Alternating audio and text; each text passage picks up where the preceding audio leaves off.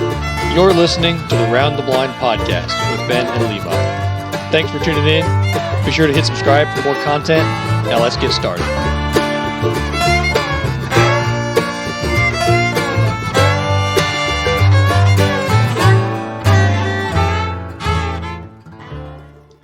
How's it going, everyone? Welcome to another podcast of Round the Blind. We have Mr. Colby Sarvis this week. Mr. Colby's been everywhere across Africa and the west part of America killing birds. So we're gonna get a lot of good insight from him on traveling and networking, stuff like that. A lot of DIY stuff too. So Ben, afternoon. What's up, Colby? What's up, guys? So, Colby, if you want to start with your intro, I know you've listened to a couple of podcasts before. You can go as early as you want. You can throw as much. You can go in depth as you want. Just let the people know who you are. Your kind of duck hunting background, how you got into it, etc. So, my name is Colby Sarvis, and I'm 31. Originally from a little small community named Ketchup Town, South Carolina. We refer to it as God's country because there's one old convenience store and one fire department. It's a volunteer fire department. The rest of it's all agriculture. And a small town, small community where everybody knew everybody. If you didn't grow up farming, you grew up hunting or fishing, one to two. I was fortunate enough to have two parents that both loved to hunt and fish. Took me hunting, dating all the way back when I was 3 years old. I was basically a retriever. Dad wasn't a big duck hunter because all we had was wood ducks. Basically, every now and then you get the stray mallard or stray ringneck. So I'll never forget the first time I ever got to go duck hunting at 3 that I can remember. We were hunting one morning, 3-4 wood ducks come over. Dad shoots, boom, boom. One of them hits the bank. He always pass shot on a big sand ridge off the PD River, and took off running and come running back with the bird. It was a little Drake wood duck, and I was like, Dad, it's got a bracelet on its leg. And lo and behold, the first memory that I've got is a fed-banded wood duck to come out of Iowa. So, that's a vivid memory that sticks with me. I've been going for a long time. I shot my first bird when I was 5. So I've got a pretty 2 decades worth of hunting experience. Grew up in the backwater swamps and Blackwater of the little PD River. As I got older, me and my cousins, we ventured out to the coastal salt marshes of Georgetown County, Horry County, chasing a mix of puddle ducks and diving ducks. Took my first trip out to Arkansas with my family back in 2002. We sold labs, and we sent labs all over the world, South America, Mexico, Canada, put one dog in Ireland. So we met a big network of people. So networking was a big thing when I was a kid. Took our first trip to Arkansas. Hunted a big 2,500 acre, it's big to me, 2,500 acre rice plantation and rice farm with a guy we had met down in Texarkana. And it was the first real experience I got to see true puddle duck hunting at its finest. Fell in love with it and fell in love with the aspect of traveling and seeing different things. And it's my first real go at hunting and shooting more than just wood ducks or bluebills or ringnecks or very species specific. There was a wide range of stuff we hunted over a couple of days. A trip I'll never forget. And so fast forward to high school, got big into traveling and going on our own and hunting all up and down the waterways and local bays here in town. Progressed into sea duck hunting as I got into college with some of my buddies who took that up. And got out in the real world after college and had a little bit of money in my pocket, a little bit of free time, and fell in love with traveling on the road. I spent a lot of time on the East Coast for the first part of my career, some with up in Virginia, North Carolina, hunting the Outer Banks, hunting the Potomac River with a good friend of mine that I'm thankful to have met named Jerry Decatur. Worked for him for a handful of seasons as a guide hand. Hunting canvasbacks and redheads and bluebills. And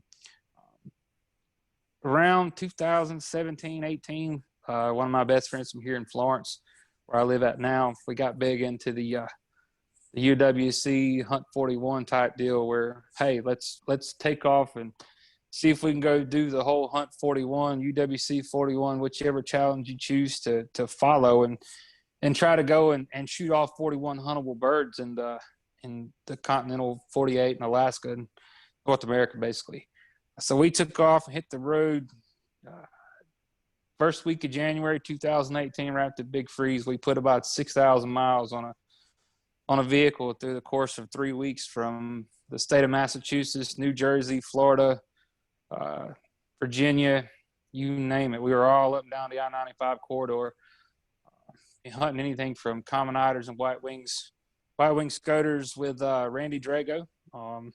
There's a long ways to go in a new territory. We wanted to try to accomplish everything we could as quickly as we could. So that was a good experience. I enjoyed our time hunting with Randy. We did some freelance hunting for puddle ducks, shooting mallards and black ducks up there in the coastal marshes of Massachusetts. Ended up networking with a guy that we had met out of Alaska named Tony Sines. He got us in touch with a guy out of New Jersey, goes by the name of Kevin Shuby. And Shuby was nice enough to offer us the opportunity to come up and hunt Atlantic Brant with him. So big blizzard come through North Carolina. We drove through that blizzard for 13 hours from here to where we met him on the coast of New Jersey. I worked all day, and so did my buddy. We landed up there about 2 hours before daylight. Took forever to find a hunting license in New Jersey at a Walmart. Went out, it was freezing cold. Shot our limit of Brant, came home. A week later, we were all the way in South Florida hunting with a good friend that we had met named Eric Orlando, hunting on a public STA draw hunt out of South Florida. And we both managed to shoot our black belly and full of his whistling ducks. So we checked a lot of boxes that season. It was the spark of something that has driven me pretty hard. Ended up in Texas and Washington State the next year. Washington State hunting with a good friend of mine that I consider a brother named Brett Weingarten, hunting on the east and west side of Washington. So that was a week-long excursion chasing anything from mallards to canvasbacks and redheads. Ended up on the coastal side hunting barrows and common golden eyes, and ended up shooting a harlequin, which you can shoot one of in the lower 48. So it's a neat trip. This past season, spent about 2 weeks in Washington hunting there. Went to St. Paul, Alaska on a do-it-yourself trip there, which was pretty neat to see. That's some uncharted territory, and it's a unique experience. Something everybody, if you love to travel, you like to do it on your own, you like to go with a guide, doesn't matter. St. Paul, Alaska is somewhere you need to go see. The people there and the culture is extremely unique. It's very, very interesting to see. And if you want to wind up in a remote place that's full of minute-by-minute weather changes and zero cell phone signal, St. Paul, Alaska is the place to go. I've done a lot. I've been all over the country, as you pointed out earlier. I've hunted the central Mississippi, Pacific, and Atlantic flyway. So I've been pretty fortunate in 31 years to do a lot of traveling, and taxidermy is my big thing. That's why I go and do what I do. So I enjoy it and I love it, and I'll probably continue to go do it until the day I die. Got a really good core group of friends that I travel with, some good here at home, which you've had on the podcast before a few weeks ago, and Josh and Matt Townsend. So I'm very, very fortunate to have a good core group of friends that we all go and do our own thing, and we all hunt and do our thing together too. And that's what makes us all unique and different. Yeah, man, that's awesome. So I've never been out to the West Coast to hunt, and I've never really even talked to a ton of people that have been out there to hunt. So something I've always been interested in shooting a harlequin duck, because I feel like that's something that not a ton of people are going to be able to put their hands on.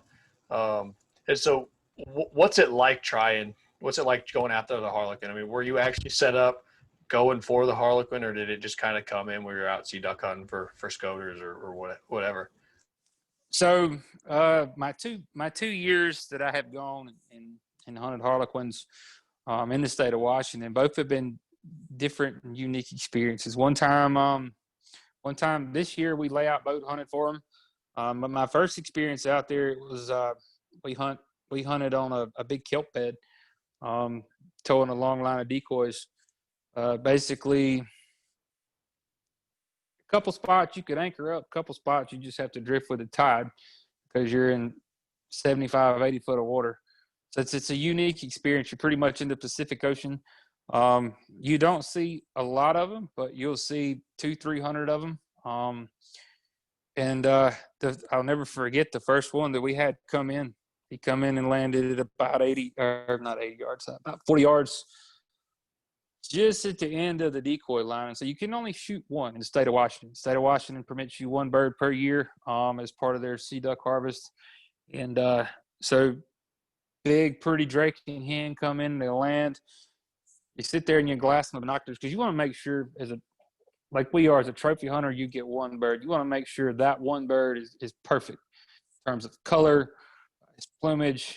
I mean, it was mid-December then, so glass the bird real good. All right, it's a nice drake. We let him separate, popped up in the blind, boom, one shot, stone dead.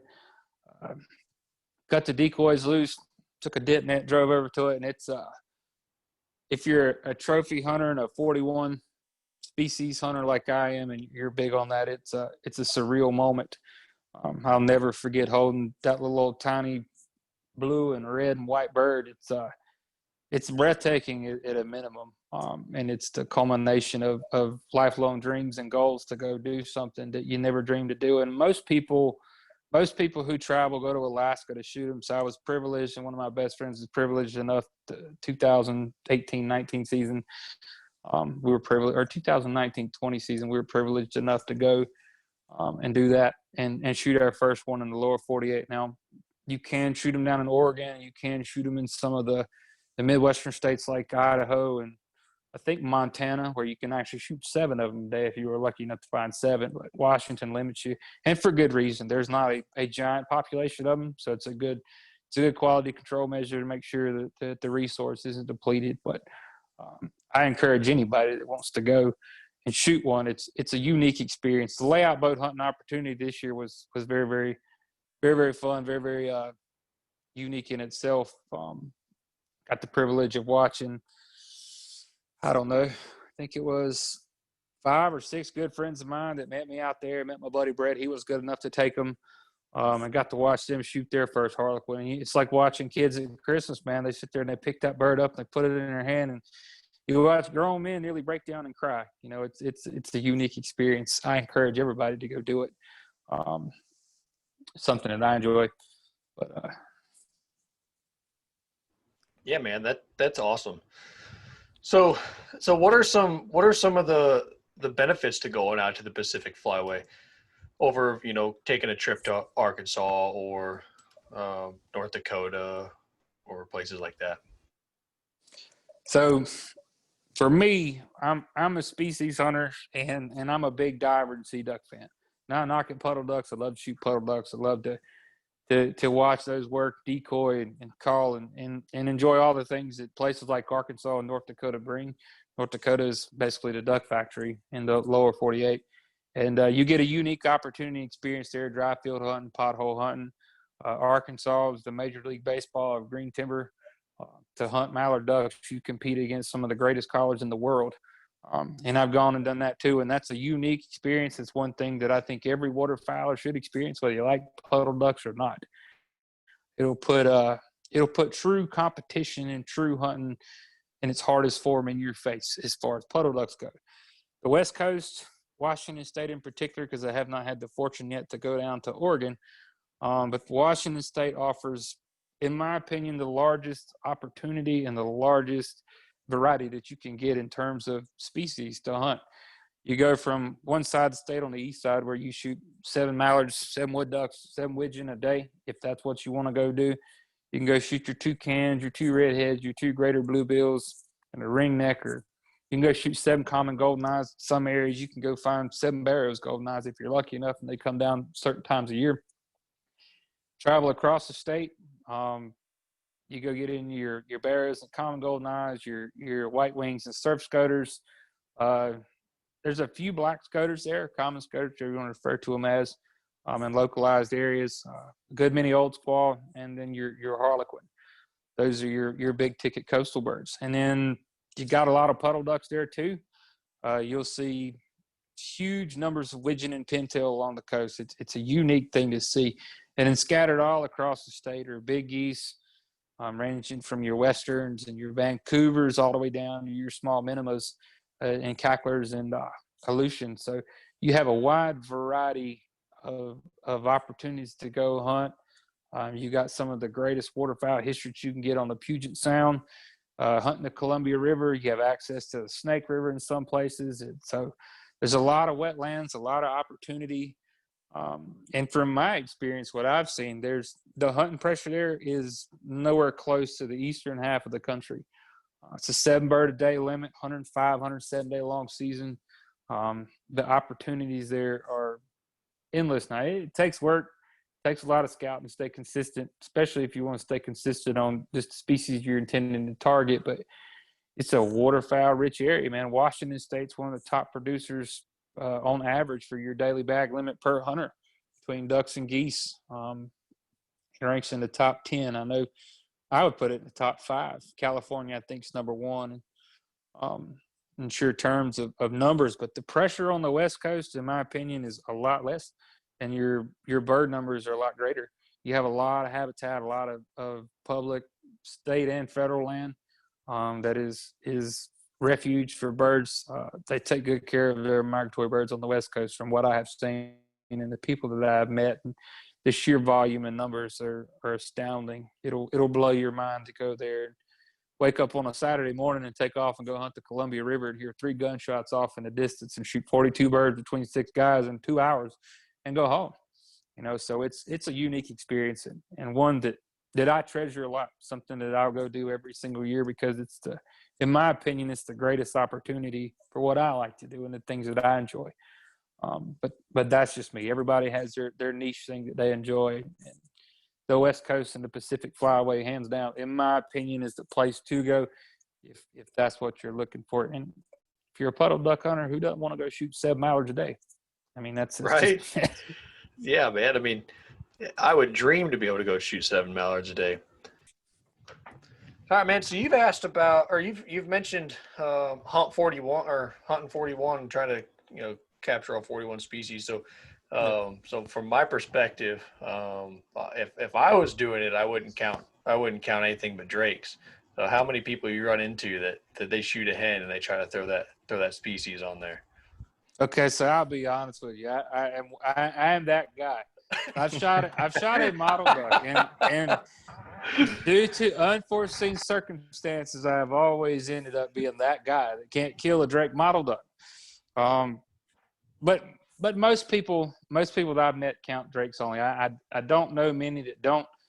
You have like your fulvus and your black belly whistlers. Those are hard to differentiate between. And I think if you look at the UWC side, they cut some slack on the black duck and the model duck because the only way to tell the difference between the two without having them sit in the decoys and pick one out is by bill color. And that's your biggest defining factor. I said I am that guy to a certain degree. With a model duck, that's become my kryptonite basically. But I'll give you that though. I'll give you that though. So for one of those like more rare species, like the whistling duck or like a mottled duck or black duck, I think, in my perspective, I think you could go from saying, all right, I've shot one. But if you're looking for a pintail and you shoot a pintail hen, or you're looking for a widgeon, you shoot a widgeon hen, that would be difficult for me to go ahead and say, yeah, man, you got so is it. Coots on the Hunt 41? Coots on there, right? I don't know if Hunt 41. No, Hunt 41 doesn't include. That's that bonus 42 bird. So yeah. I have talked to those guys a little bit. Those guys from the Hunt 41 group are good guys. Tony Smith, Tyler Hill, Ben Potter. They're good people, man, and they can give you a lot of insight as far as networking goes. I'm really supportive of what they do. It opens and sheds a little bit of light to some areas, and I'm sure some people don't like it may sell out some local spots here or there to the local guys, but in an open-minded think about people who are looking to network and go and do and trade hunts and exchange hunts and build a friendship and build a long-term, lifelong relationship with somebody that you meet. The basic foundations and principles of what those guys do are extremely good. And I'm very, very supportive of it. Like I said, you may get some mixed reviews with some guys, but for that core group of people, I have been very fortunate to have met a handful of gentlemen that have hunted with those guys, that have been friends with those guys, and I really support the cause. You know, a lot of the places they go are pure public ground. And again, like I said, you'll meet some of the purists who don't want to sell secrets, get upset a little bit about it. And I get it. You know, it's a dual-edged sword, but at the same time, and the foundations, the principles that they're built off of are good. And it's really good for the hunting community as a whole, especially as waterfowlers. You know, we're all secretive and we're all don't want to share our holes that we hunt and our places that we hunt and our boat ramps that we use. But at the same time, it encourages people to get out in the network, and it helps people like me who just your ordinary Joe Blow that lives on the East Coast, an hour from the Atlantic Ocean, end up hunting with a guy he's become lifelong friends with, and traded out some hunting and fishing on the East Coast for an opportunity to come west. And I got to meet him, and from there it's turned into a good opportunity.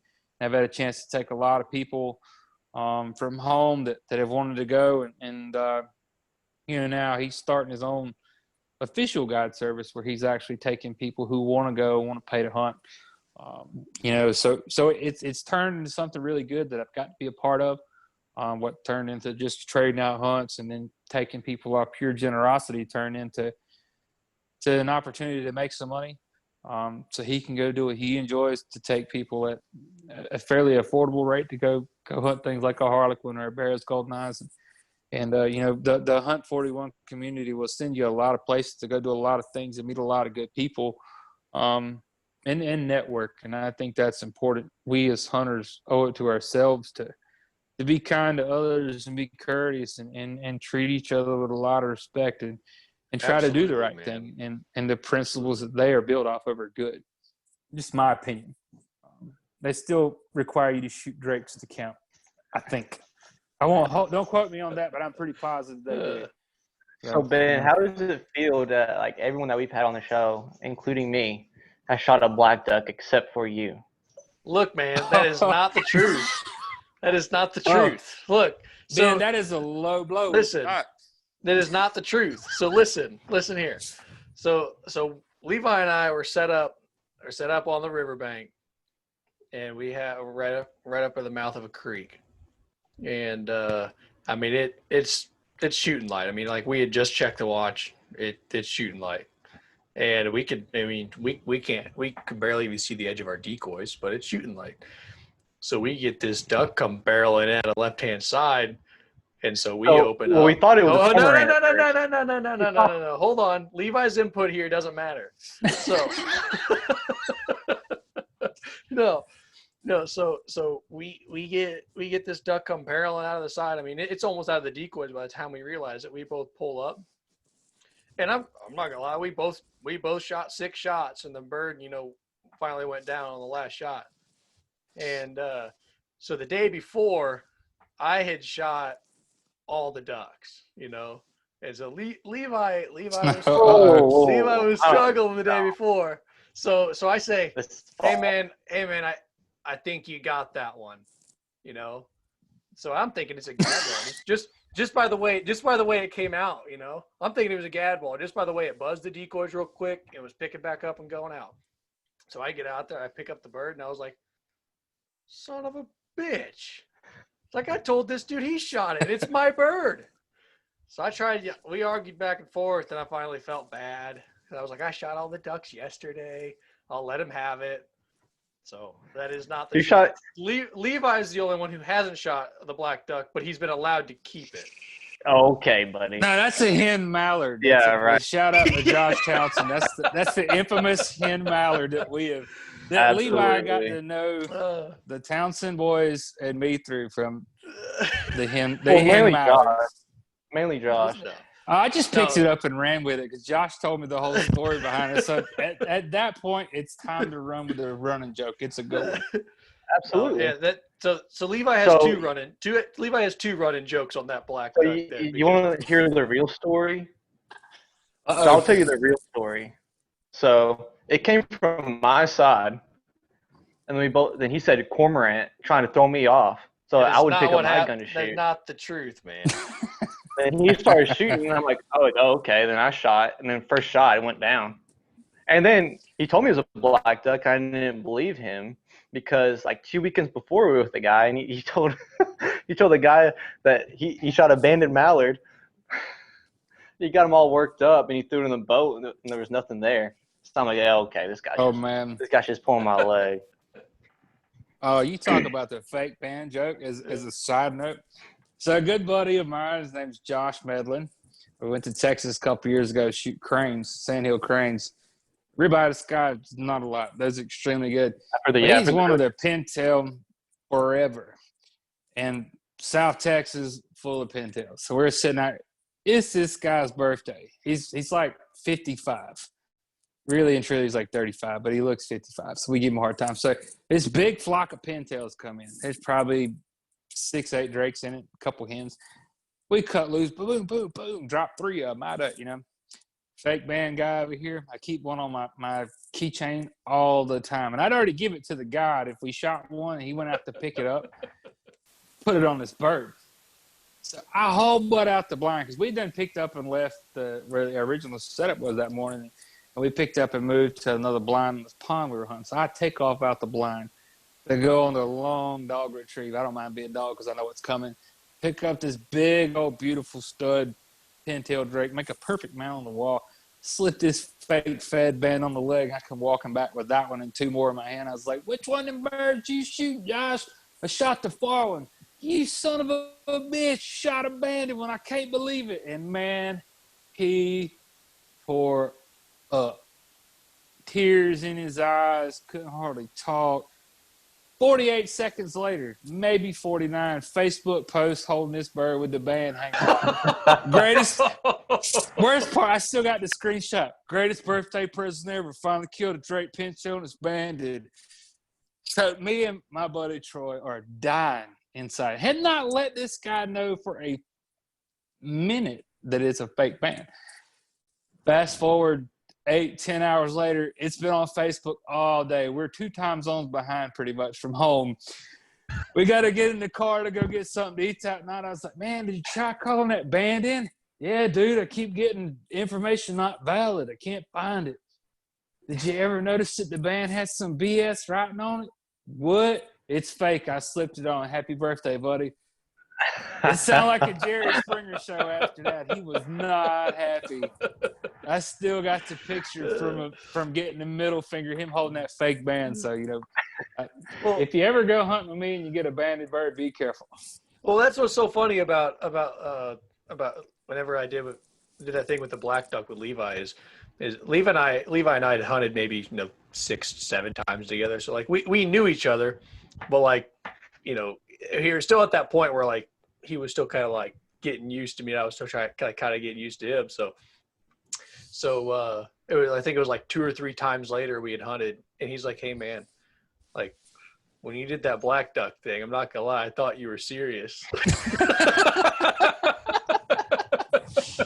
Yeah, I have been fortunate. I've not run into that episode. I shot a hybrid Barrows Common Goldeneye last year, and one of the few ducks I shot at that day just happened to come by my end about watching the couple of guys that were with me on the West Coast shooting. We're trying to shoot white-winged scoters at the time, get a couple of those guys, some birds that they had never killed before. And lo and behold, coming across the back end of the boat, my buddy Brett, he's working on the bilge pump, trying to get the boat, trying to fix it because that was short in the wire. We stepped on the wire and tore it up by accident. But he said, shoot that bird coming across the back.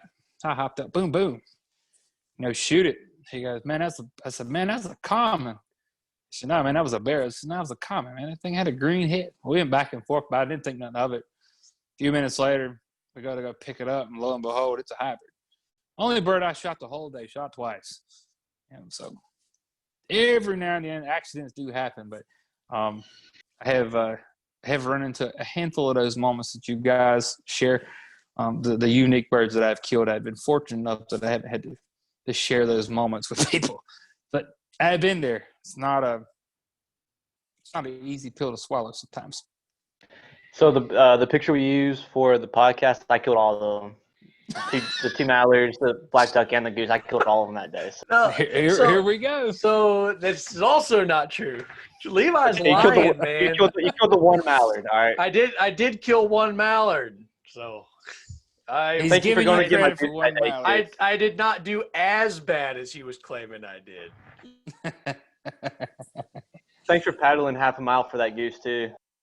Oh my gosh, man! So we're out there in this canoe, and so we're hunting a river on a canoe, and it was a calm day, so we were okay. But and we had these two geese. We called them in. No goose decoys, no mojos going. And I know some people they get all weird about mojos with geese, but these geese came all the way in. They sat on the water about 50 yards. And so we No, it was kind of rough that day. Remember, because you were debating on taking the trolling motor or not, and you didn't want to have that extra weight in the back. No, so the last time we went, we went out, it was rough. So I didn't throw the trolling motor out this time because the last time was sketchy. but so we went out and this goose, so we both shoot him on the water and mine didn't go down. His went down, but it was crippled, and so it swam out in the main channel, and I'm paddling after it. It's strong enough to where like it's swimming, probably like the same speed as I'm paddling. So I try to get like as close as I can. And I take probably a couple more 50-yard shots on it, and they're just crippling it more. And so Levi's on. And I hear boom, boom, boom, boom. I'm like, Jesus. I had gotten around the bend. He's gonna shoot a box of shells. I had gotten around the bend, and Levi couldn't see me anymore, and all I could hear was me trying to shoot this goose. Because every time I get within 60 yards of it, it was swimming the same speed as me. So I was in there wasting a box of shells on it. That's I'll tell you now for a fact, when you hunt sea ducks or you hunt golden arrows, you will shoot and shoot and shoot. If you don't kill a stone dead on the first shot, yeah, you can go ahead and guarantee when a common goldeneye hits the water, the first thing it does is go straight under. And when it comes up, it don't come up swimming. It comes up flying like a dart. It is gone. And you're gonna have to be spot on with your shooting. I shoot a full choke with one shot when I shoot divers. For that reason and that reason alone. But I have watched some friends of mine chase ducks for 20 minutes and shoot 35 shells trying to catch a unique bird that they've never killed before. So, it happens. Yeah, man. So I've been on one sea duck hunt, and that's the way it was the whole sea duck hunt. I mean, I was shooting BBs out of a modified choke, and I realized real quick I ended up going down to 4s, and just to have a little bit more coverage, but it was still creating the same issues. Go ahead, Levi. You got to choke that shot down. Same thing. I was about to say the same thing. I shot a scoter, and he felt he hit the water, and he was just laying there. And then we pulled the boat up, and he was just gone. Like you were saying, he could have swam under 30 yards, and we never know it. But them birds are tough, man. Them sea ducks are really tough, especially the scoters. They're just tanks. Yeah, hang tight for just a second, guys. I'll be right back.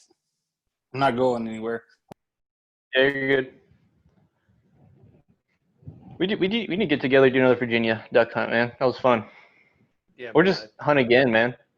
Yeah, we definitely need to get another hunt out there, man. Because this will be. I mean, we didn't hunt together last year, so if we don't hunt again this year, it'll be 2 years. But I've got a couple spots that if we're able to break this restriction of movement stuff, Mm-hmm. you're more than welcome to head up. Maybe here, Christmas. Maybe during my Christmas, New Year's leave period. For sure, man. At some point when I get down to South Carolina, we'll come by it. And I'll be sure to together. Your boat's tied off. Yeah, so that's another thing. Yeah. No, man, because there's and we'll meet and we can do some hunts in North Carolina too, man. We've got all kinds of stuff that we should work out. We should figure out. So. Yeah, for sure. So that's definitely way more than we had when we first started hunting together. Yeah, right. Like I was just saying, we were out there with the canoe. Canoe. Yeah, that was so sketchy. There was a couple times it got sketchy, man. There's really that one time that we were talking about before we killed the black ducks, and the Yeah. mallards and all that. The The day, hen the day mallard. it was the day The we hen killed mallard, it was the day we killed the widgeon and we killed a It comes out of couple the cut. teal Just there. say hen mallard. He unmuted himself just to say hen mallard. I sure did. I couldn't resist. It was a good time to come back. I had an emotion alert at the front of the house. I went to go make sure my soon-to-be wife wasn't home before she comes storming in the door yelling some obscenity about somebody at the hospital. So just making sure we don't put something on the air that we don't want to hear. But that was all. We'd be able to edit it out. It'd be all right. She'll come in a little bit. She'll probably pop her head up behind us and say, hey, and wave at you guys and say, you're talking about ducks, aren't you? Yes, ma'am.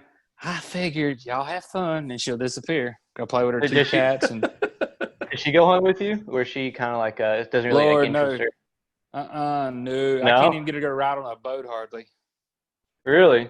No, she is.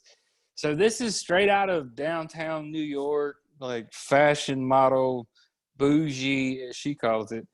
Gotta have my nails done, my hair done right, my nice designer clothes, and I gotta look good when I go out to get coffee and sit and talk to my girls about. Hey, girl just gossip. so you know, this is all going to be on the air in case she listens to it. Oh, I'm gonna let her listen to it and tell her halfway through, listen to how well I talk about you. I'm very fortunate in the fact that she is 110% supportive of everything that I love to go do, and our house full of ducks. Because I think I got about 25 or 30 in here mounted. So she is fully supportive of the things that I go do, and she knows it's something that makes me me. She gets the summertime. That's mine and her time. She gets the springtime when it's not turkey season.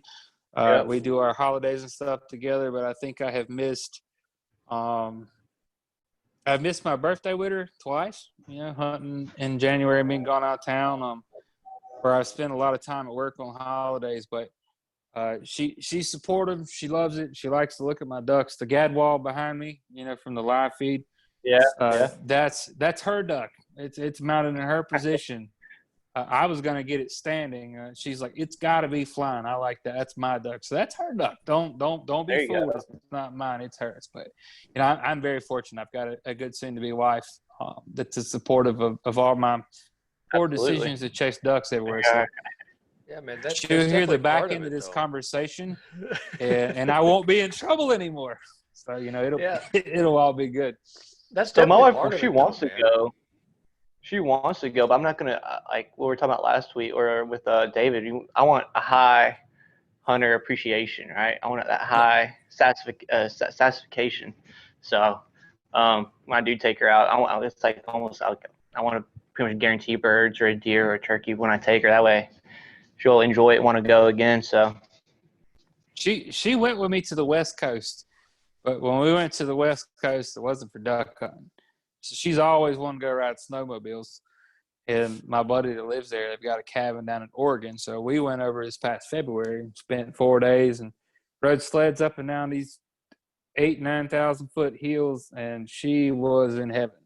But when it comes to shooting and hunting and stuff, nah, that's not her thing. She likes to ride in a boat and look pretty, drinking her White Claws.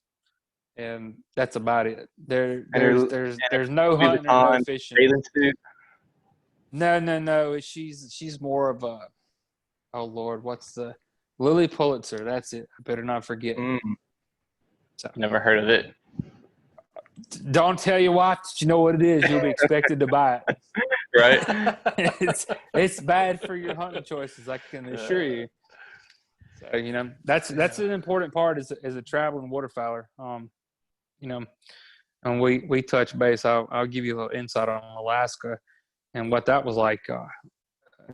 Being gone for 6 days, 7 days, and having cell phone service and Wi-Fi enough to talk for about 10 minutes a day. You find out that you've got one that's really supportive when she knows that you're not going to be able to talk, but whenever she wakes up in the morning at 7 a.m., she calls you when it's 2 a.m. your time you're trying to sleep, and then she gets home, getting ready to go to bed at 9 o'clock at night, and you get back to the hotel long enough to talk for 2 minutes. Then, if she's okay with that, you've found yourself one that supports the things that you do, and they're good to you. It's good for you as a person, and I'm certainly thankful for that. Yeah, without a doubt, man. That's part of it. Because if I'm going hunting and it's putting a strain on my home life, then hunting's not going to be as relaxing and it's not going to be as fun. And then being home ain't going to be Yeah. as relaxing. It's not going to be as fun. So that's definitely part of it, man. But so going back to your out west trips. So people always bash, California, Oregon, Washington, for some pretty specific reasons that would make this podcast way too long to go into. But what do they do well when it comes to creating wildlife, and why are they so good at it? Because everyone knows that Washington has good waterfowl production. Everyone knows California has good, waterfowl production and good waterfowl hunting. But one reason why, like I honestly have never cared to go to any of those states. But if it came down to I could go there and kill a bunch of ducks, then like maybe I'd take a trip. So and what makes it a little bit difficult, because they do have some hard laws that are more stringent laws that kind of make what we do harder out there. So we'll take California, for example. So if you do some research, you'll, as everybody knows, California is very, very strict. They're, for the majority, and I won't get too political, but they're anti-gun, anti-2A. I mean, it's a well-known fact. But the one thing that California does well is conservation and wetlands and habitats. As a traveling waterfowler, it's important to know and understand what the laws are, where you're going, and the things that you can do. So, and I may misquote this, but you're allowed to carry 11 pounds of ammunition if you fly American Airlines. I fly American Airlines a lot. American Hub flies out of the town that I live in. So that's why I know that. If in the TSA, the FAA, that's your legal limit that you can carry on a plane. So let's say me and you and Levi want to go to California. We want to go try and public hunt, DIY. Easiest way to get there is going to be flying. So we can take 11 pounds of ammunition apiece. That's generally going to be 100 rounds of steel shot, ounce and a quarter, whatever shot. 4 boxes, 100 rounds, that's what you can take. You may can squeak in a 5 box of heavy shot if you think you're going to need it. You want to get 5 more shots in. Otherwise, you've got to go somebody the equivalent to an FFL, a federal firearms licensed dealer. You've got to go somebody licensed to sell you steel shot, or in the state of California, you can't even shoot lead, so you have to shoot steel target loads when you're dove hunting. So you have those type things that you have to take into consideration. Now, again, don't quote me on it. I think interstate travel allows you to cross state lines, but I won't be exact on that. I know you can bring it in on a plane. 100 rounds of ammunition doesn't go so far. So keep that in mind when taking a trip to, say, California. It's a well-kept secret, but there's a lot of laws that you have to keep in mind and know before you actually travel to that location. So, you look at places like California and the strict gun laws and the strict even ammunition laws nowadays. So as a traveling waterfowler, whether you're flying and you're driving, you really need to know and understand that. And then if you're going to be flying, you need to know and understand your federal flight limitations and the things that you can and cannot do. Because I can tell you from firsthand experience, this is not good when TSA pulls you to the side to search everything that you own. And then the explosives guy from the Department of Homeland Security comes and picks you up. It's like, hey, this isn't good. And I run into that problem coming back from Alaska this past year. We were in Anchorage trying to get home, and I've traveled back and forth numerous times in the lower 48 with a couple extra chokes that I change in and out of my gun. And I'm sitting there waiting to get through TSA and whatnot, and all of a sudden they pull my bag to the side, and I was like, okay. And you're going to look at the 3/4, and they start digging through one side pockets, and it's like, I heard of it. You can't have any gun parts as a carry-on item on a plane.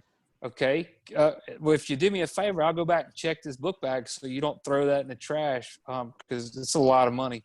I was like, and I don't want to go to jail. I just check it. So, lo and behold, he was nice to get a lot of people who hunt in and out of Alaska.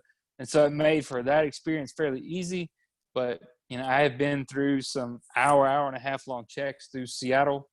And they get to be aggravating. So one thing I encourage people to know is to know and understand what the laws are, where you're flying to. Driving's another story. You can drive in and out of wherever you're going, and if you don't run into a Fed or a state local game warden, you never run into a problem. It's still good to know and understand all your game laws that you're supposed to abide by, whether it be a federal or a local level. But you really dig into a deeper, darker situation when you start taking to the air to fly. It's a lot, and I think from one thing that you look at, you got the dividing line, in my opinion, is the Rocky Mountains. A lot of people don't want to drive all the way to the Pacific Flyway, especially Atlantic and Mississippi Flyway duck hunters. East Coast guys don't want to go to the West Coast to travel. It's a long way to go. It's an endeavor.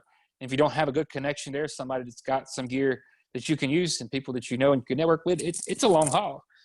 It tack on another day's drive from, if you were to drive to North Dakota or South Dakota or Kansas to get to Oregon or get to Washington. So, in my opinion, stepping past the laws and the, for lack of better terms, the liberal ideology of people who are not pro-guns and pro-hunting, that community exists there, but it's not as prevalent, in my opinion, from the things that I've seen on the East Coast as a whole.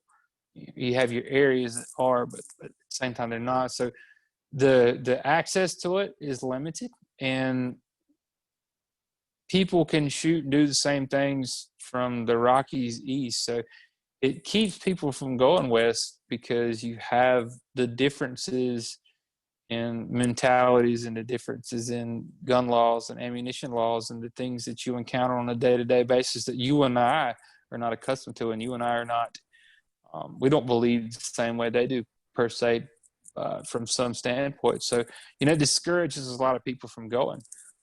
But the Pacific Flyway as a whole, man, is one of the greatest, if not the greatest, in terms of sheer duck numbers and opportunities to go in terms of public land and low pressure, high success, high reward if you put the time in to do well. We'll spend 2-3 hours a day scouting sometimes. I'm driving and glassing and running a boat, while I'm there in January or November or December in Washington alone. And my buddy that I'm friends with there, he's on the water every day of the season, 100 out of the 107 days a year. So, it, in my opinion, it discourages people from going, because of the different, for lack of better words, I guess, politics and views, and B, location and isolation due to that. It's a long drive. East Coast guys aren't going to go that far. So unless you're chasing different birds and different species, it's a deterrent. But I encourage it for anybody who wants to go. Know your laws, know the things that you can and cannot do, and go and experience the best that the waterfowl world has to offer. Yeah, and then, me and Ben, we're not from the East Coast, but we're on the east side of the Mississippi, and, I never heard of people going to California or Washington or Oregon or even Alaska. Whenever I think of Alaska, I think of like moose and caribou, Kodiaks and stuff like that, Kodiak bears. And then and like you kind of already hit it on the head that it's just too far. And then, especially right there in the Mississippi Flyway, there's more than plenty of birds in that flyway for people. Again, unless you said, unless they're after the 41 species to make that trip. I think a lot of times people are just content with just staying there in Kansas or Kentucky or even Tennessee and Indiana, Illinois areas by spending all that money going to Alaska or Washington, spending money on out-of-state permits and tags and stuff like that. Yeah, it gets costly. And like I said, you've got to be dedicated to what you want to go do. And not everybody has the same opportunities, and not everybody has the same ambitions. So, if you're a mallard purist, the Midwest is probably as good as it's going to get between the Central and Mississippi Flyway. I know everybody has their opinions about how it's changed and the whole ducks don't migrate as far south as they used to, and we won't get into all that topic today. But mallard purists, puddle duck purists from the Mississippi and Central Flyway and the East Coast, they all flock and congregate to those areas because they're rich in waterfowl history. But we all, in my opinion, miss what the Pacific has to offer in terms of that, and a lot of people just don't want to take the time to go. A lot of people pick and choose to go do what makes them happy and they enjoy. And anywhere from a 12 to 24-hour drive to try to go public hunting and do whatever from Arkansas to Missouri to Kansas to Nodak and South Dakota and Canada. And that fits what the large aspect of people do. But, I find myself in that Hunt 41 species-specific program in the Pacific Flyway. It caters to that. Alaska caters to that. Alaska is unique. You talk about Alaska, me and you kind of discussed earlier, a do-it-yourself type trip to Alaska it's doable. It is one of those things that you better be dedicated to what you're going to go do. Alaska, as you pointed out, you think of big game, Right. brown bear, Kodiak bear, moose, caribou, even some different sheep. But who really goes to Alaska to go hunt ducks? You're talking about going 8,500 miles round trip from the East Coast to Alaska. Yeah. Who in their right mind would want to go do that? Because you can go to North Dakota, you can go to Canada if you want to go shoot ducks in September and shoot the same thing. Do-it-yourself Alaska is a challenge. I strongly encourage people, if they want to go do that, to research, where they're going. If you want to go shoot king eiders, if you want to go shoot black brant, if you want to go shoot Pacific eiders, if you want to go try to shoot a Eurasian widgeon, or even the Eurasian or Aleutian teal, depending on who you talk to. If you want to go target harlequins and barrows, golden eyes, these species-specific birds for your guys who are Hunt 41 people, and looking for the different scenery and the different species, research that very, very well. There's a lot of extremely good, very reputable guides that live in Alaska, depending on where you want to go. You've got your ADAC guides for Pacific eiders and your harlequins and your other variety of sea ducks and stuff that run in January. And then your guys like Jeff Wassley out of Cold Bay and Charlie Somerville that do your black brant, your Pacific eiders, your early season geese. Then you go to St. Paul, where you have a couple of different guys, Mo Neal, again, Charlie Somerville, and Jeremy Ullman that run outfits strictly for king eiders. That is not somewhere that you want to go do it yourself. It's not somewhere you want to go do it yourself unless you really, really dedicate the time and the research and the planning and the logistics and getting there alone is hard enough. It's dangerous hard enough to go do it. A guide is an extremely good way to go if you're looking for that experience. Those guys are well versed in what they do. They're very good at what they do. They'll get you the birds that you want to get. The Bering Sea don't play games. If you've never watched Deadliest Catch, watch Deadliest Catch. That's what you can expect out of the Bering Sea. That's what you're going to get. 20, 25-foot waves, 50 to 70 mile an hour wind gusts. The weather changes constantly. And those guys do what they do, and they're good at it. Now, I'm not telling you do it yourself's not capable of being done. I have gone and I have done it. But the logistics side, knowing where you're going with, trusting who you're going with, and then having a source on the interior part of those islands that that can help you. It's doable, and that's about all I would allude to, because it takes a lot of planning and a lot of research, and it takes a lot. It takes a lot of gumption and a lot of guts to want to go that far from home 8,500 miles round trip and come home. So it takes a lot. It takes a big commitment. It's still not cheap. I did it probably as cheap as you could ask for in the 1800 to $2,000 range. A buddy that I went with from the West Coast went for about $900 total round trip, which is as cheap as it gets to shoot a king otter. But it takes a lot of planning. That was a 2-year trip put together. But it's doable. Do your research. Even going to shoot birds on the mainland Alaska, it is doable. There's a lot of federal land and federal access to housing. There's a lot of places where you can go and hunt puddle ducks and hunt sea ducks and hunt geese, depending on the time of year and what you want to go do. But you got to put the time in, you got to put the research in, and that's about all that I can allude to on that topic. But it is worth the time and it is worth the effort to do it, and that much I can say. I mean, I think if you are if you consider yourself a hardcore duck hunter or waterfowler, like, why not? Like, even if it's just once in your lifetime, just spend the money and go just for the experience. I mean, that's probably why the Hunt 41 was probably started, because as a outdoorsman, you want to check off as many boxes as you can, whether it's big game, small game, ducks, or any migratory bird. I mean, I think that's a goal for pretty much anyone that considers themselves like a hardcore outdoorsman or just an avid outdoorsman. You want to check off as many boxes as you can. So I mean, so when is like their duck season? Is it around the same time as we are? Because I know like certain parts of Alaska, I guess dark for like 5-6 months, right? So I know I think that's more of the northern, right, up there, like the Arctic Circle area, because me and my dad, we're planning on doing a Yukon moose trip several years down the road. But I always thought that if we could go there same time moose season was, we could tie in a duck hunt and try to knock out dude like a twofer. So is that possible? Or when is the season in there?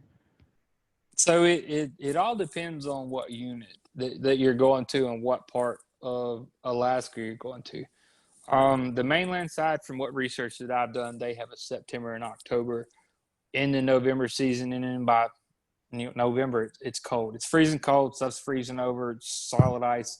All your ducks have migrated south. So your early season, September, October, picture Canada, North Dakota, that type aspect. That's what you can expect. Inflatable canoes or kayaks, whatever you want to call them, would be your best resource to go if you want to do an early season mainland hunt and tie it into a big game hunt. It's more than doable. It don't take a lot of decoys to go do it. It just takes doing some research and finding a good area to go. The sea duck side, so if you go down to the Aleutian chain, their season's going to run, if I remember correctly, like second week of December, and then that's about it. It runs through October in the second week of December.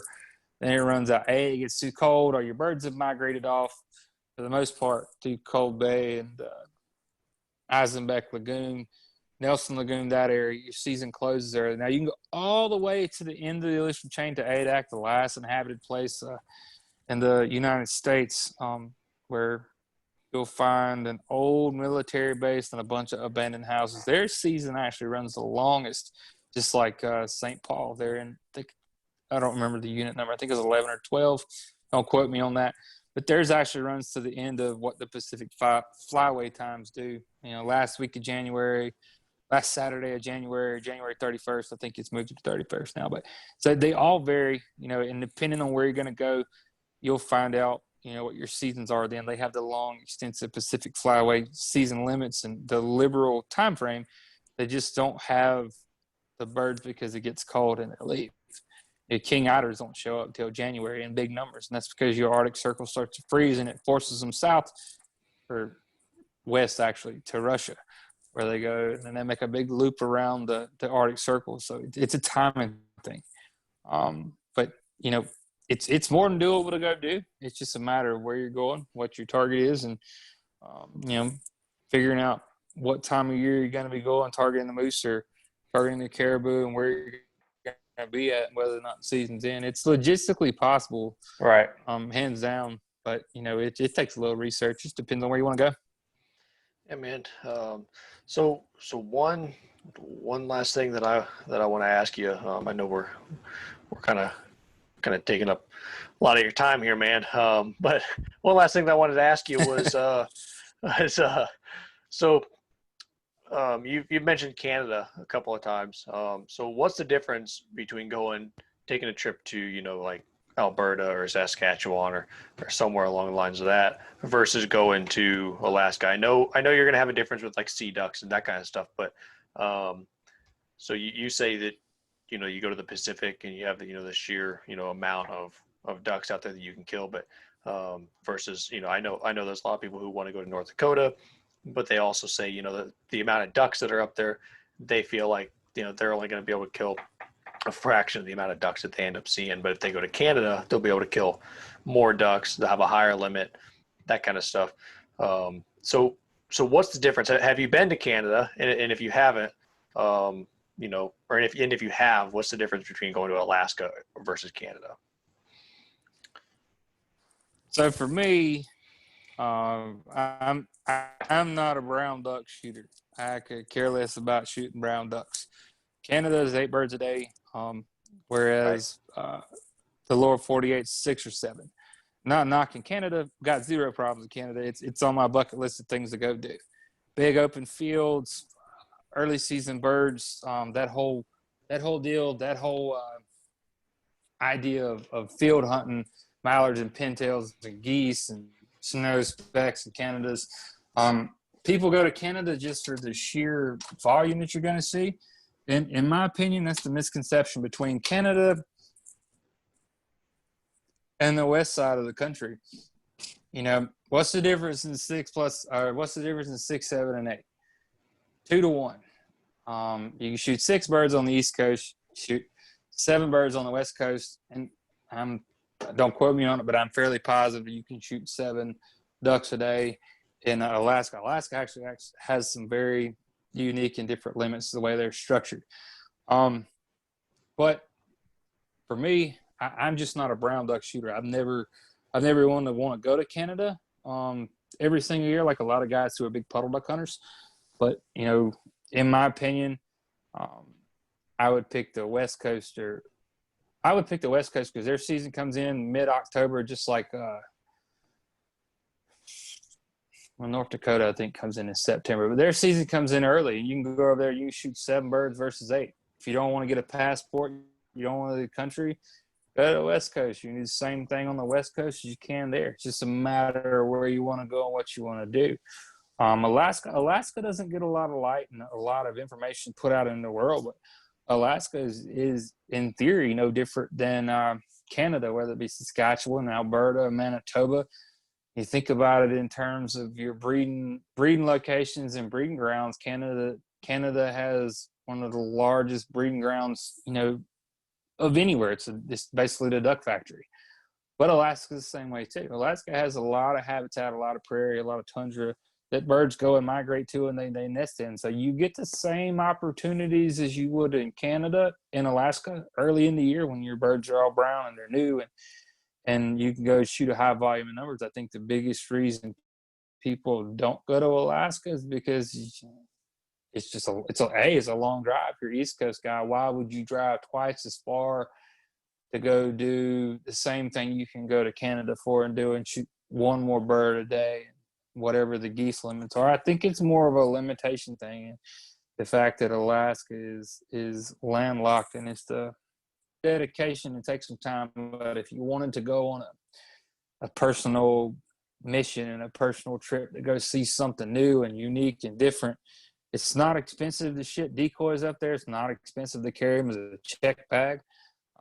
Take 2 dozen decoys up there in September, pick you out a spot and buy an inflatable kayak and take off and go. It's that simple if you actually look at it logistically and do a little research. It's different.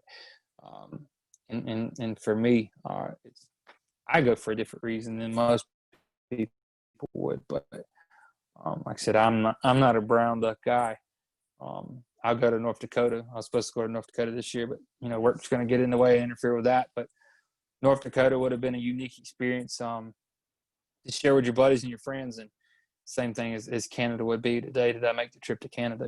So it's all in what everybody wants. I think Alaska gets the shun just because Alaska is so far away and off the beaten path that it takes a different level of dedication and want to go and do that type of hunt. So last question from me is, I don't know if you and Ben touched on it earlier when you kicked me out, but how how many so there's 41, right? What are you at? What number are you on? How many do you have left, or have you completed all of them? So believe it or not, I'm missing a snow goose and a blue goose, cinnamon teal, and that's it. So have you had chances at those three, or you missed, or you just haven't really had like? I've never putting you on the spot. Had a chance at, Mm. I've never had a chance to shoot. I've never had a chance to shoot a blue goose. I shot a snow and winged one time when we were out in Texas. It was blowing 40 miles an hour. I killed a Ross goose out the group and winged a snow, but I've just never targeted them. Mm-hmm. We had a couple pop shots at snows when we were in Texas at 40, 50 yards, and they were coming into the wind on a literally 35, 40 mile an hour sustained wind. It was rough, brutal conditions. Like I said, we went to hunt sandhill cranes there.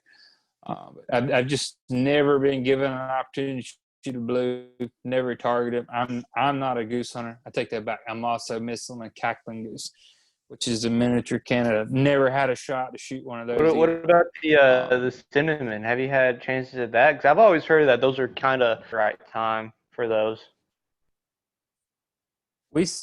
We saw 7 species hunters. Remember random trivial knowledge. We saw 7 of them while we were in Texas. Coastal Texas gets a pretty good wintering population of them. Never got an opportunity to shoot one, but I have seen them. So that's another one on the bucket list that I haven't had the opportunity. Of the 4 that I'm missing, I've just not had an opportunity to hunt 3 of them. Looking to change. Would the cinnamon go on the wall? Would it go on the wall? It'd go on the wall under a piece of glass in a seam mount with a blue wing, a green wing, and then an Aleutian teal that I got and brought home from St. Paul, Alaska. So I'll actually have, instead of a teal trio, I have 4. So that's the last piece of my puzzle. In the last week of January this year, I will end up down either in Southern California or Arizona on a freelance mission trying to find a cinnamon teal somewhere. And hopefully, if the cards play out right, maybe a Mexican duck, which is part of the mallard family, very similar to a mottled duck and a black duck. Yeah. So, if you count that, I'm at 37, but I've shot subspecies wise, I've shot the Aleutian teal, so that's 38. I shot a Barrow's common hybrid, that's 39, and I shot a Eurasian widgeon hen last year while I was in Washington, so that's 40. So I've actually shot 40 different ones. To get real technical, I've shot a lesser Canada goose, which is different than the giant Canadas we see here on the East Coast. So it just depends on how trivial you want to be. So like I said, I've got 4 to go. My plan is to slowly check those off while checking off some other personal sites and locations to go see. Sounds pretty pedestrian if you ask me. I'm just kidding, man. I'm nowhere near that. I haven't counted it, but I guarantee you I am nowhere near 41. So that's awesome, man. I like 2 or 3, probably. It's like I said, man. Minus a black duck it's that all what you added want. to mine. You have your guys that are. Well, you 2 can do a coin flip over that one. I won't get in the middle of that fight. I missed it. If you shot it, Ben, as a black duck, Levi shot it to hen mallard. It's the old running joke goes, but that's fine. That's black ducks, man. You got to go to New England. New England's the area to go. The black duck capital of the world, man. But it's all in what you want. For sure. Like I said, again, kind of touching back to Hunt 41, I encourage everybody to step outside of the box if it's something that you think you might enjoy, and take a trip somewhere, plan it out, go target a species rather than a site, and see what it has to offer, and see it gives you a whole different aspect of duck hunting. Networking, meeting good people. You build some good lifelong relationships with folks that are irreplaceable, and time couldn't replace if you had to. But that's just me, man. That's my love, and that's the things that I enjoy.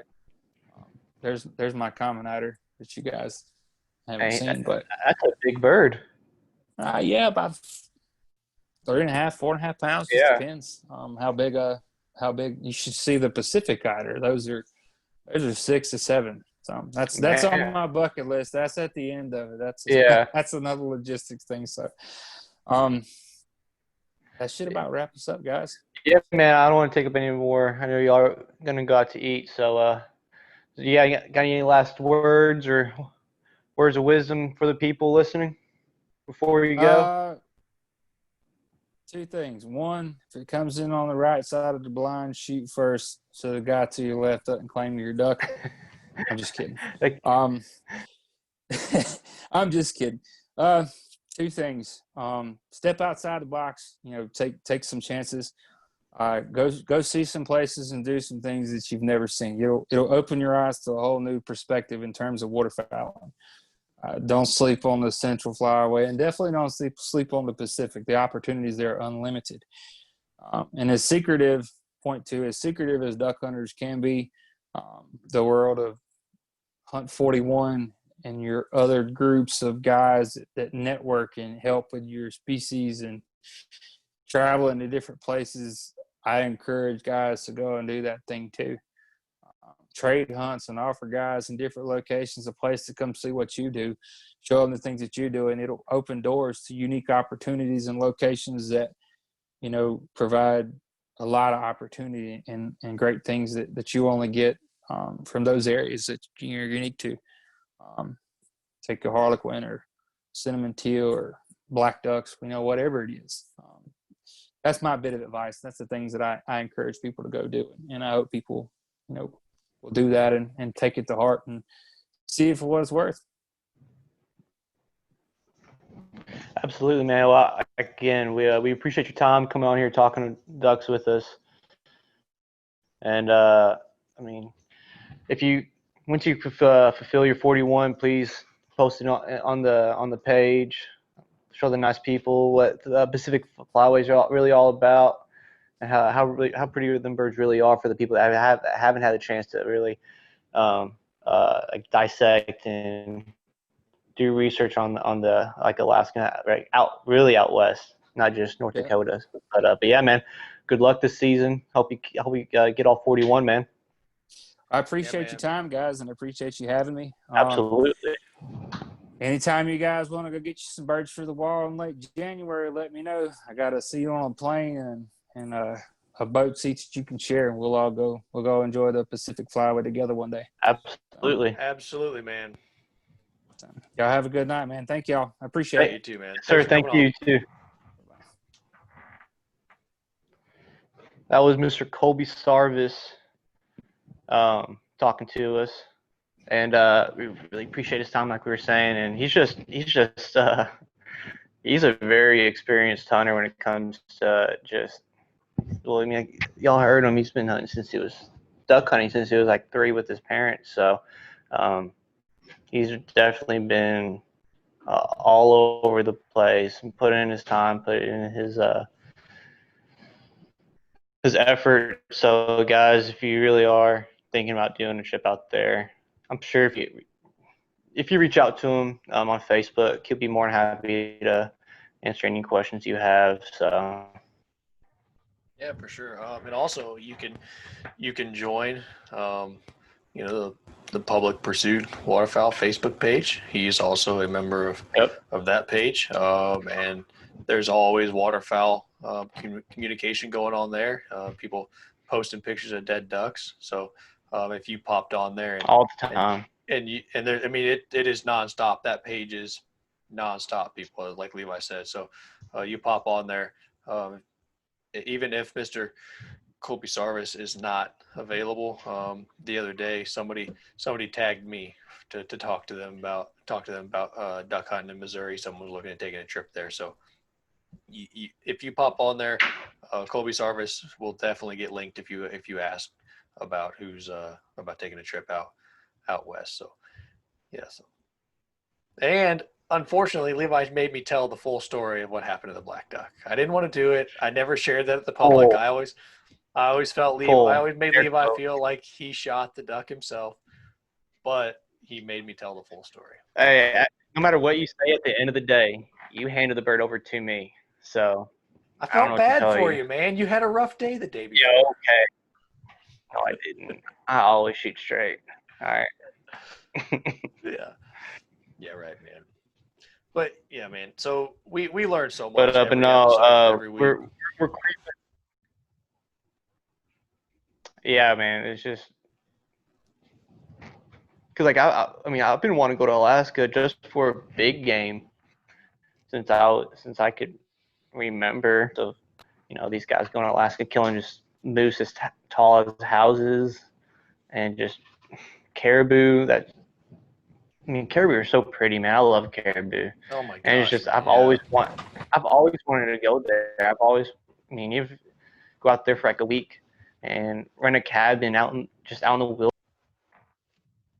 I always wanted to do something like that, and I never really knew how plentiful the ducks were out there until I really got on the East Coast and I was introduced to the sea ducks, and then I saw a harlequin one day. I'm like, what is that? And I get on the Ducks Unlimited app, and it has all the species. I'm like, harlequin. This is Alaska. And I started digging deeper into like the eiders and stuff like that. I'm like, man, I'm gonna go to Alaska just to shoot ducks, much less. Yeah, man. I mean, coming from the Midwest, sea duck hunting is not anything we ever even think about. And once I came out here, shot a couple of scoters. I mean, and that's a blast. So I want to go shoot some. I mean, a scoter's one of those pretty ugly ducks. You know what I mean? Like they're ugly, but they're pretty at the same time. I want to go shoot. Yeah. I want to go shoot an eider, man. It's just something just to check off the box. Right. I want to go shoot an eider, a harlequin. I mean, going out west would be absolutely amazing. Hunting the Pacific Flyway, you would. Yeah. I don't know.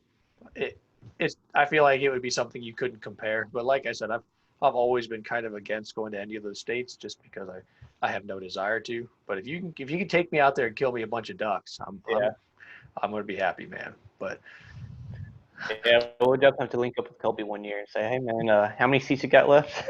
yeah, for sure. But all right, guys. So remember, follow us at Round the Blind on Facebook. Follow us, subscribe. We're creeping on 500, so we can give away this duck call. I'm itching to give this damn duck call away. So please tell your friend. Man. Yeah, it's gonna be a very nice duck call. A very, very nice duck call. And it's going to be a great conversation piece on your lanyard, especially when you're going out, whether it's someone new or just a mutual friend. It's going to be a great conversation piece, and it's going to sound really good. Yeah, for sure. So follow us on YouTube. The Bow Hunting Vet, or Bow Hunting Veteran is our YouTube page. This is where we post these videos on YouTube. Levi makes other content. Ugly face. Yep. Go there, like, subscribe. Remember to subscribe to whatever podcast site you are listening to. And then leave us a rating on Apple. Yep, and be active on our Facebook page, so because we love talking waterfowl. We'll talk it with anybody. You can find me at BenG1189 on Twitter, and you can find me at BenG1189 on Instagram. And then Levi also runs the Bow Hunting Vet Twitter account, and then he also has his Facebook, Instagram, and Twitter. If you want to go ahead and give those a shout out, Levi, because I don't have yours memorized. Twitter's at L_Collins6, and then Instagram is Collins_all the shots. Just like the Congrats. black duck. I call all of them, man. I called the shot. shots. I shot the duck. I gave it to you. All right, guys. We appreciate you listening. This has No, been the you Round told me it was a cormorant. Oh, no, that's not what happened. All right. Well, thanks for listening, guys. This has been the Round the Blind podcast.